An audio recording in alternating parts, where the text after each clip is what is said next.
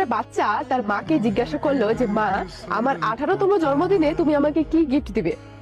তখন তার মা বললো, যেদিন তোর 18তম জন্মদিন হবে সেদিন তুই এসে এই ঘরের আলমারিটাকে খুলবি, দেখবি তোর জন্মদিনের গিফট সেখানে আমি রেখে দিয়েছি।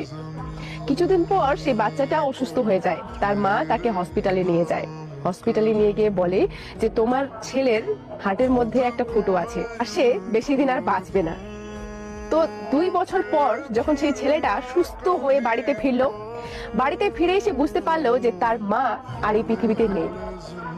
সে দৌড়ে সে আলমারি খুলে দেখলো যে সেখানে একটা গিফট রাখা আছে, আর সেই গিফটের মধ্যে একটা ছোট্ট চিঠি লেখা আছে।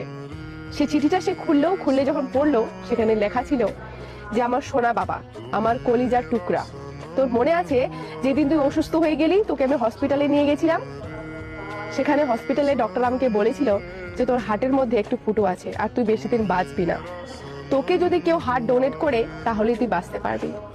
তো আমি তোর 18তম জন্মদিনের উপহার হিসেবে আমার হার্টটা তোকে দিয়ে গেলাম। তুই সবসময় ভালো থাকিস, সুস্থ থাকিস, আর এই হার্টের খেয়াল রাখিস। তোর মনের সাথে এই হার্টের সাথে কাউকে খেলতে দিস না, সবসময় আমার হিসেবে আর নিজের মায়ের মন হিসেবে সেটাকে ভালো রাখিস। বন্ধুরা, এই পৃথিবীতে মা ছাড়া আপনার জন্য কেউ এত বড় ত্যাগ করবে না। মারা নিজের সন্তানের জন্য নিজের রক্তের শেষ বিন্দু পর্যন্ত বিলিয়ে দিয়ে যেতে পারে। তো নিজের মাকে বেঁচে থাকতেই সম্মান করো, তাদেরকে আদর সম্মান করো, মরে গেলে তাদের অভাবটা অনেকটাই